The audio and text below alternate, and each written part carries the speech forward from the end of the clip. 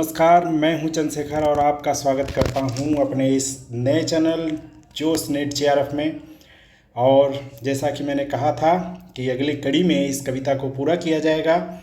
यह है अज्ञेय की असाध्य वीणा, जिसके बारे में आपने पहले पार्ट में सुना कि यह जो कविता है वह 321 लाइन की है, सबसे बड़ी कविता है।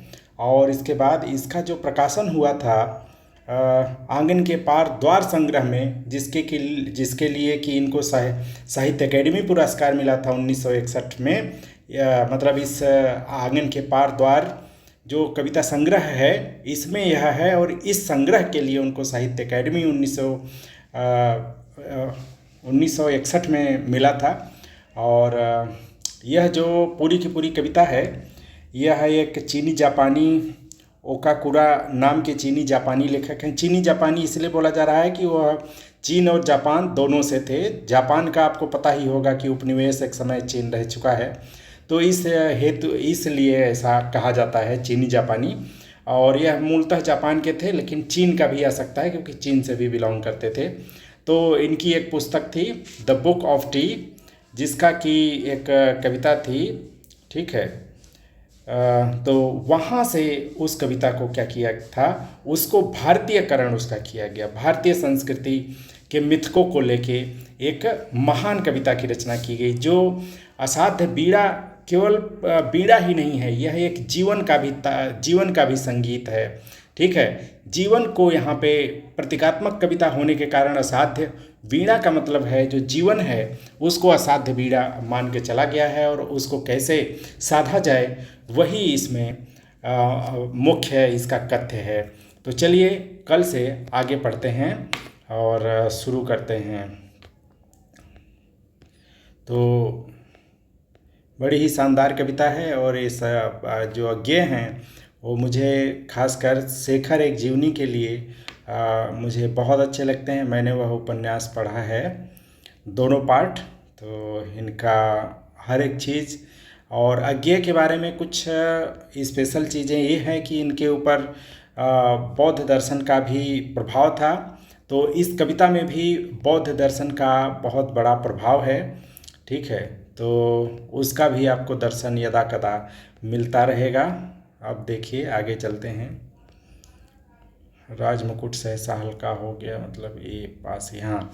तो यहाँ से हम लोगों ने ख़त्म किया था राजा जागे, मतलब अभी तक जो प्रियंबद है वह बीड़ा को साध रहा है या तो खुद को शोध रहा था उसी बीड़ा पे टिक के। लेकिन अब इसके आगे कविता बढ़ती है। राजा जगते हैं, समाधिष्ठ संगीतकार का हाथ उठा था, कांपी थी उंगलियां, अलस अंगड़ाई लेकर मानो जाग उठी थी वीणा, किलक उठे थे स्वर शिशु। स्वर शिशु का मतलब यह है कि प्रारंभिक ध्वनि। नीरव पद रखता जालिक मायावी। तो जैसे मायावी का मतलब यहाँ पे क्या है, जालिक का मतलब क्या है। देखिए जालिक यह है, नीरव का मतलब शांति से, पद रखता है जालिक मायावी, कि जैसे कोई एक मायावी हो, मतलब वो धोखेबाज हो, वह कैसे पद अपने रखता है, चुपचाप रखता है, आगे बढ़ता है। उसी प्रकार सधे करों से धीरे धीरे डाल रहा था जाल हेम तारों का, ठीक है। जाल डाल रहा था जाल हेम तारों का। तो ऐसे ही क्या कर रहे थे जो प्रियंबद हैं, वह बीड़ा पर हाथ ऐसे ही फेरने की कोशिश कर रहे थे धीरे धीरे।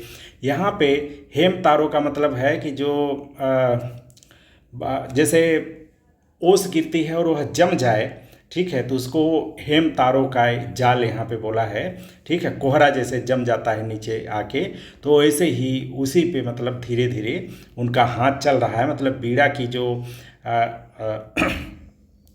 की जो तार हैं उस पे उनके हाथ पहुँच रहे हैं। सहसा भीड़ा झंझना उठी, संगीतकार की आंख में ठंडी पिघली ज्वाला सी झलक गई, रोमांच की एक बिजली सा सबके तन पर दौड़ गया, अवतरित हुआ संगीत स्वयंभू, जिसमें सोता है अखंड ब्रह्मा का मौन अशेष अप्रभामय। तो इतना अच्छा संगीत निकला कि सबके अंदर से एक अद्भुत, मतलब उनको फीलिंग होने लगी, अच्छा फीलिंग होने लगा। सहसा बीड़ा झंझना उठी, और इतना रोमांच था, बिजली सा रोमांच सब में दौड़ गया, अवतरित हुआ संगीत स्वयंभू। देखिए, स्वयंभू का मतलब यह है कि जब हम अपने किसी भी काम को साध लेते हैं, जब उसको आत्मसात कर लेते हैं, तो ऐसा लगता है कि बहुत सारी चीज़ें स्वयंभू हो रही हैं। ठीक है, हमारे दिमाग में आप क्या करिए, मैथ के बहुत सारे फार्मूले आपको याद हो जाएं और मैथ को आप साध लें, तो किसी सवाल को देखते ही लगता है कि ये तो अपने आप ही हल हो गया। तो ऐसा ही कुछ हो रहा था कि स्वयंभू, जिसमें सोता है अखंड ब्रह्मा का मौन, कि पूरे ब्रह्मांड का जो मौन था इस बीड़ा से निकलने लग गया। ठीक है, तो अब आगे बढ़ते हैं। अशेष प्रभामय। अशेष प्रभामय का मतलब होता है कि जिस इतना प्रभामय था कि उस प्रभा का तुलना नहीं हो सकता है। डूब गए सब एक साथ, अलग अलग एकाकी पार तिरे, राजा ने अलग सुना। अब देखिए यहाँ पे क्या है कि सब लोग एक, डूब गए सब एक साथ, सब अलग अलग एकाकी पार तिरे। ठीक है, राजा ने अलग सुना, जय देवी यस्काय, वरमान लिए संगीत। तो देखिए यहाँ से एक बात और क्लियर होती है। राजा ने अलग सुना, बीड़ा एक जैसी बज रही थी, लेकिन सबको अपने सामर्थ्य, अपने ज्ञान, अपने प्रारब्ध के अनुसार अलग अलग सुनाई दे रही थी बीड़ा की आवाज़। यहाँ पे जो अज्ञेय हैं उनकी एक बात स्पष्ट करना चाहूँगा। अज्ञेय कहते हैं, अज्ञेय का पूरा सेंट्रल आइडिया क्या है कि वह स्वतंत्रता चाहते हैं, लेकिन समाज में रह के स्वतंत्रता चाहते हैं। अज्ञेय की सबसे बड़ी युक्ति यह है कि वह बूंद को चाहते हैं कि समुद्र में मिलनी नहीं चाहिए, समुद्र में जाए और अपने आप को भी बरकरार रखते हुए उसको यह एहसास हो कि वह समुद्र का ही एक अंश है। ठीक है, यह अज्ञेय का जो है पूरा का पूरा दर्शन है कि वह एक बूंद को जाना कहाँ है, हर एक बूंद को समुद्र में ही जाना है, लेकिन वो चाहते हैं कि बूंद अपने अस्तित्व को बचाने के, अस्तित्व भी बूंद का बचा रहे और वह बूंद को एहसास भी हो कि वह समुद्र का एक अंश है। ईश्वर अंश, जीव अविनाशी, ऐसा कुछ उनका कहने का मतलब है। बस उसमें थोड़ा सा ये है कि वह इंडिविजुअलिटी की भी रक्षा करते हैं, व्यक्तित्व, व्यक्ति जो है उसकी भी रक्षा करते हैं, साथ साथ समाज को भी बनाए रखने की बात कहते हैं कि समाज के बिना कोई भी आज़ादी नहीं है। जैसा कि उनका दीप अकेला जो कविता है उसमें देखेंगे कि दीप अकेला मदमाता सा, इसे पंक्ति को दे दो। ठीक है, कि मतलब दीप अकेला जब जलेगा तो उसका कोई मतलब नहीं रह जाता है जब तक कि वह पंक्ति में ना जले। तो इनका कहने का मतलब यही होता है कि समाज में रह के ही स्वतंत्रता का कोई मतलब है, नहीं तो उस स्वतंत्रता का कोई मतलब नहीं है, उस व्यक्ति स्वत्वमूलक व्यक्तिवाद का कोई महत्व नहीं है जब तक कि हम समाज में नहीं रहते हैं। ठीक है, तो इनकी स्वतंत्रता कैसी है, अनूठी स्वतंत्रता है, अन्य लोगों से अलग है, समाज के भी अस्तित्व को स्वीकारते हैं और कहते हैं कि समाज में जैसे जैसे हम आगे बढ़ते जाते हैं, समाज का नए नए विचारों को जैसे जैसे कभी समाज में प्रवेश कराता जाता है, वैसे वैसे वह समाज को बदलता चला जाता है। ठीक है, तो अब देखिए यहाँ पे क्या हो रहा है, बीड़ा तो एक बज रही है, बीड़ा एक बज रही है, लेकिन सबके अनुभव अलग अलग होने के कारण सबको अलग अलग सुनाई दे रहा है। यह क्या बताता है, अनुभववाद को सिद्ध करता है। अनुभववाद में क्या होता है कि एक ही विचार जो है उसको कई लोग अलग तरीके से अनुभव कर सकते हैं और यहीं से डेमोक्रेसी, यहीं से लोकतंत्र की शुरुआत होती है। जैसे 10 लोग 20 लोग बैठे हुए हैं और मैं कहूँ कि आज शाम को क्या खाना खाइएगा, तो अब ये होगा कि सब लोगों का अलग अलग अनुभव के आधार पे होगा, अलग अलग बताएंगे। ठीक है, तो उनसे मतलब सबकी अपनी अलग अलग पसंद है, ऐसा नहीं है कि सब लोग एक साथ कहेंगे कि यही खाना खाना है। या फिर मैं किसी से पूछूं कोई भी मिठाई दे के कि इसका स्वाद कैसा है, सब लोग अलग अलग बताएंगे। एक सबसे क्लासिक एग्जाम्पल दिया जाता है अनुभव के लिए कि अनुभव जो है हर एक व्यक्ति का, कोई भी स्वाद देख लीजिए, चाहे जिस पे कोई किसी को कविता पढ़ने के लिए दे दीजिए, वह अपने अनुभव के आधार पे उसकी अलग व्याख्या करेगा और यह होना बहुत ज़रूरी है लोकतंत्र के लिए भी। ठीक है, जब अलग अलग विचार होंगे तभी हम क्या करवाते हैं, चुनाव करवाते हैं कि सबसे ज़्यादा लोग किस मत को मानने वाले हैं और फिर उसी को माना जाएगा। तो इस प्रकार से अनुभववाद से डेमोक्रेसी की भी शुरुआत होती है। तो वही यहाँ पे स्थापित होने की बात हो रही है कि बीना तो एक बज रही है लेकिन सबको अलग अलग सुनाई दे रहा है। तो इस अनुभववाद की भी स्थापना इन्होंने यहाँ से की है। तो आगे चलते हैं। राजा ने अलग सुना, जयदेवी यस्काय वरमाल लिए,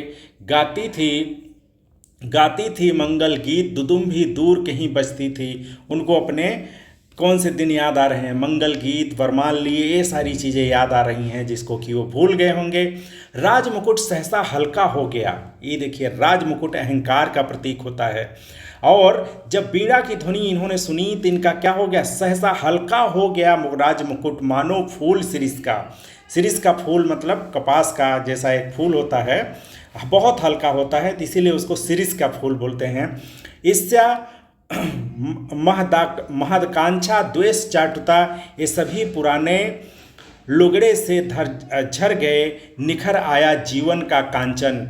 तो यह क्या है? राजमुकुट हल्का होने का मतलब है जब अहंकार खत्म होता है ना, अहंकार कम होता है तो सारी चीज़ें, ईर्ष्या, महत्वाकांक्षा, महत्वाकांक्षा जिसको बोलते हैं, द्वेष, चाटुता, यह सब क्या हो जाती हैं? कम हो जाती है। तो यह उनका राजमुकुट सहसा हल्का हो गया का मतलब क्या है?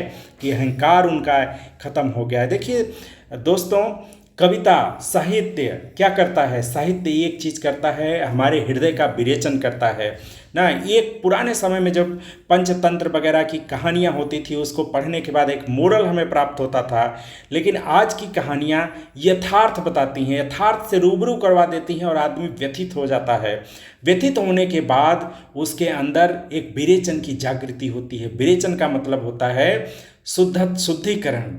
ठीक है, ये शुद्धिकरण आश्रम वेब सीरीज वाला नहीं, ये शुद्धिकरण है, हृदय का शुद्धिकरण। जैसे आप उपन्यास पढ़ें, गोदान उपन्यास, और अंत में होरी की जो दशा हो रही है कि वह एक गाय की अभिलाषा लिए बेचारा मर जाता है और अंत में उसको गोदान के लिए जब मांगा जाता है तो कोट अपने टोक में बांधी हुई जो धनिया होती है वह उसको 20 आने जो भी पैसा रहता है उसके पास दे देती है कि यही है हमारा गोदान।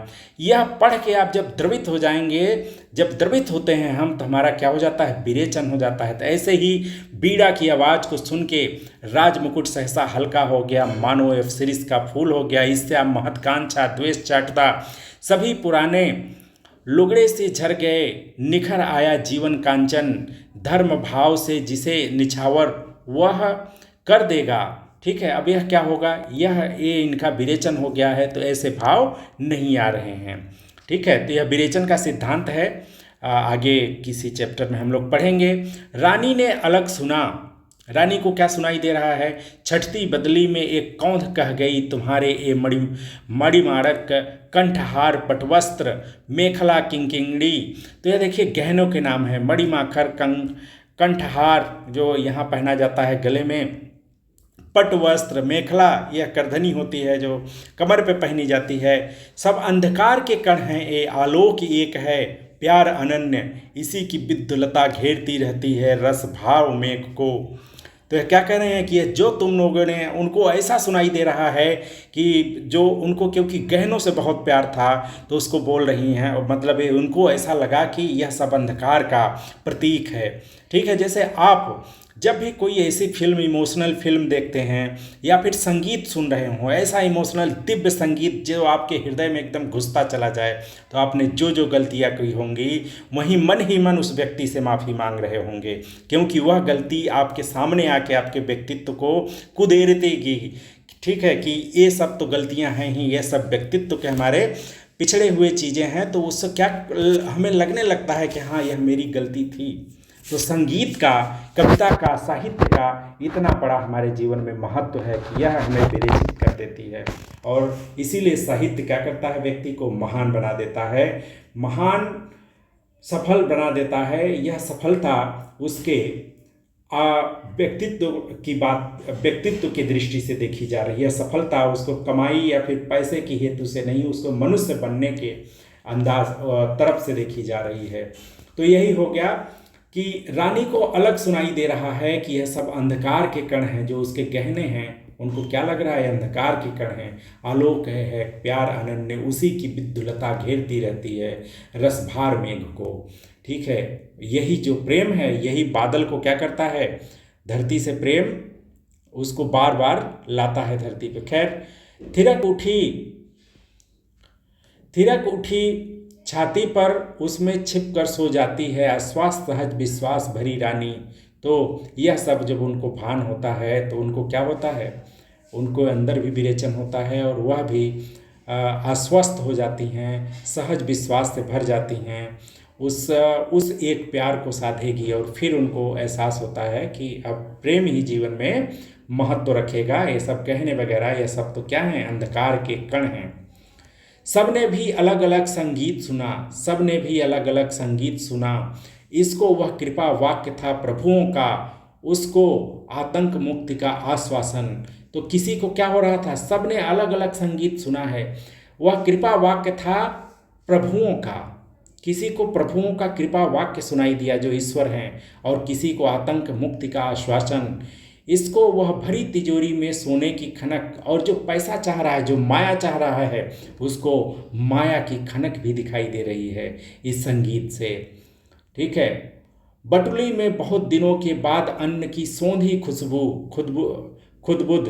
तो यह जो मतलब वहाँ पे भूखा व्यक्ति है उसको क्या सुनाई दे रही थी? अन्न की सौंधी खुदबुद। जब कोई चावल वगैरह पकता है, अन्न पकता है, तो वह पकते वक्त खुदबुदाता है, वह उसकी वहाँ से अन्न की सौंधी सुगंध आ रही है। किसी एक को नई वधू की सहमी सी पायल ध्वनि। तो कोई जो जैसा चाह रहा है उसको वैसा वैसा सुनाई दे रहा है।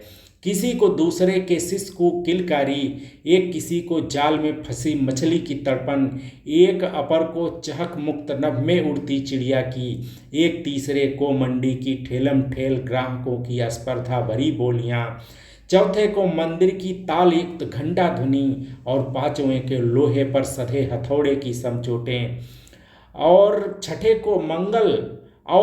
को लंगर पर कसमसा रही नौका की लहरों की। तो यह लंगर खाने वाला नहीं है, यह लंगर जहाँ नाव को बांधा जाता है उसको बोला गया है। अविराम थपक। तो यह सब देखिए, सबको अलग अलग सुनाई दे रही है ध्वनि। बटिया पर चमरौधे की रूधी चाय सातवें के लिए, और आठवें के लिए कुलिया की कटी मेड़ से बहते जल की छुलछुल। इसमें गमक नट्टिन की एड़ी में घुंघरू की, उसे युद्ध का ढोल। इसे झंझा गोधुली की लघु टुनटुन, उसे प्रलय का डमरू नाद। इसको जीवन की पहली अंगड़ाई, पर उसको महावृंज विकराल काल। सब डूबे तिरे छिपे जागे, हो रहे वंशवद स्तब्ध। इयत्ता सबकी अलग अलग जागी, संगीत हुई पा गई विलय। तो यहाँ पे देखिए, सबकी इयत्ता क्या हो रही है? जाग रही है। सबके अंदर ज्ञान का आविर्भाव हो रहा है, और सब धीरे धीरे क्या हो रहे हैं? इनको जीवन की पहली अंगड़ाई मिल रही है। इसे देखिए, यहाँ से है, और सबको अलग अलग। इसे गमक मिट्टी की एड़ी के घुंघरू की, उसे युद्ध की ढोल। तो किसी को युद्ध की ढोल सुनाई दे रही है ना। इसे सांझ गोधुली की लघु टुनटुन, उसे प्रलय का डमरुनाद। इस जीवन की पहली अंगड़ाई, पर उसको महाभृंज विकराल काल। सब डूबे तिरे छिपे जागे, हो रहे वंशवद स्तब्ध। इयत्ता की सब अलग अलग जागी, संगीत हुई पा गई विलय। तो यह सारी चीज़ें जो हैं वह विलय पा जाती हैं। उनके जो आत्मा के जो अहंकार वगैरह होते हैं, जो भी बुरी प्रवृत्तियां होती हैं, वह सब क्या पा जाती हैं? विराम पा जाती हैं।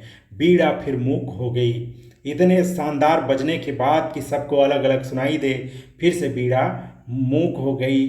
साधु साधु का मतलब होता है वाह वाह। पुराने समय में साधु साधु बोला जाता था।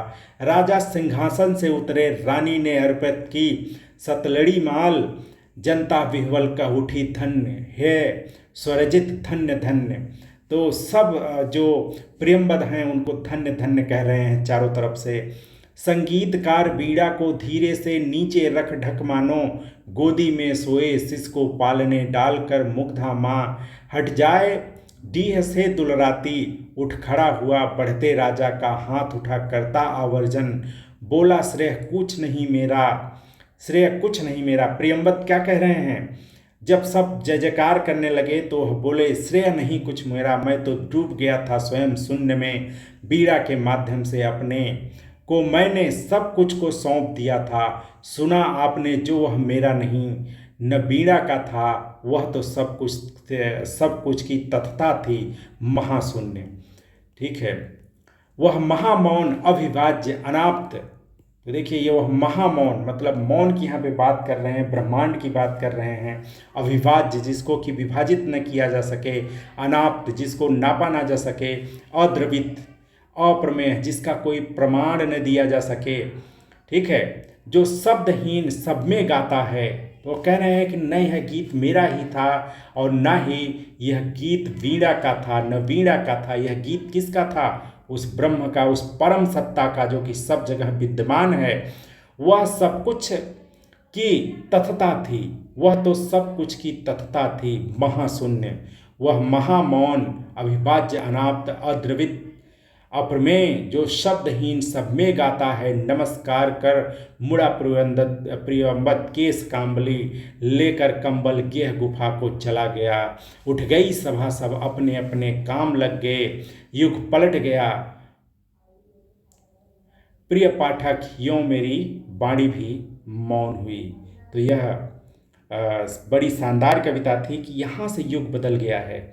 युग क्यों बदल गया है? क्योंकि सबका क्या हो गया है? विरेचन हो गया है, सबकी आत्माएं परिवर्तित हो गई हैं। तो यहाँ से युग बदलने की बात हुई है। ठीक है, तो यह कविता अपने आप में सार्वज्ञिक बहुत ही सारगर्भिक है और बहुत ही पूर्ण कविता है। जीवन को कैसे साधा जाए उसके बारे में भी इसमें बात की गई है। इस कविता को कई बार आप पढ़िएगा क्योंकि सीक्वेंस देगा लाइन बाय लाइन। मैंने लाइन बाय लाइन पढ़ा है इसको, दोनों पार्ट आप सुनिएगा, आपको बहुत अच्छा लगेगा। और अज्ञेय के बारे में जो बात मैंने कही कि अज्ञेय क्या हैं, ये अज्ञेय एक ऐसे कवि हैं जो कि यह मानते हैं कि स्वतंत्रता तो जरूरी है लेकिन समाज से स्वतंत्रता नहीं चाहिए, समाज में स्वतंत्रता चाहिए।